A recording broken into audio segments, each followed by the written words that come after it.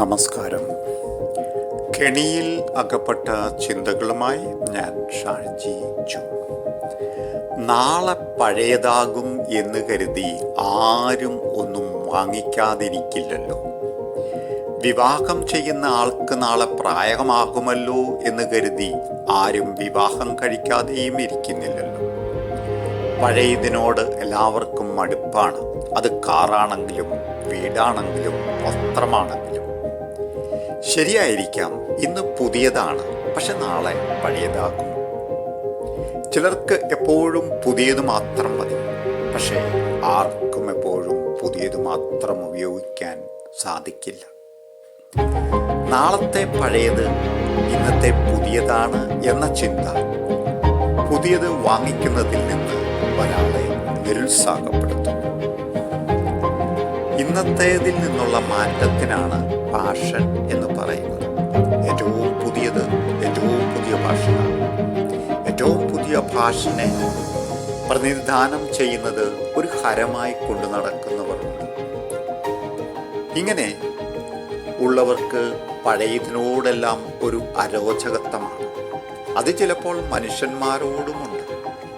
ഒരു വീട്ടിലെ പഴയവർ എന്ന് പറയുമ്പോൾ ആ വീട്ടിലെ പ്രായമായവരാണ്. അവരുടെ ശീലങ്ങളും കഷ്ടങ്ങളും പെരുമാറ്റങ്ങളും വിശ്വാസങ്ങളുമെല്ലാം പഴയതാണ്.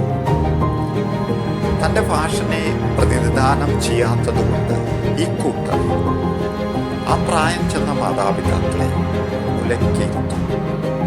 പഴയതൊക്കെ മങ്ങിയും എക്കോടിച്ചും ചളുങ്ങിയുമൊക്കെ ഇരിക്കും.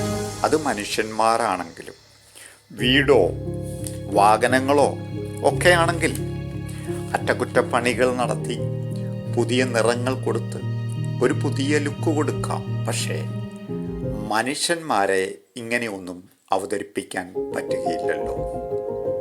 പ്രായം ചെന്നവരുടെ ബന്ധങ്ങൾ പ്രായം ചെന്നവരുമായി മാത്രമല്ല, പല തലമുറകളായിട്ടുള്ള സ്വന്തം കുട്ടികൾ മുതൽ പേരക്കുട്ടികൾ വരെയുണ്ട്. ഓൾഡ് ഈസ് ഗോൾഡ് എന്ന് ഇംഗ്ലീഷിൽ ഒരു ചൊല്ലുണ്ട്.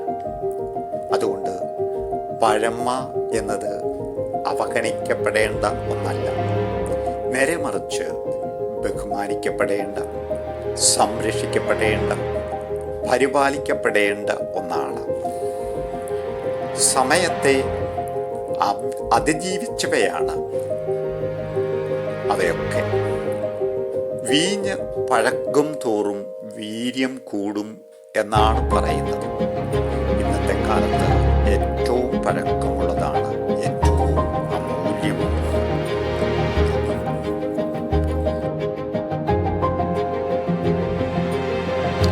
മറ്റൊരു ചിന്തയുമായി അടുത്ത ആഴ്ച കാണും വരെ ശുഭദിവസങ്ങൾ.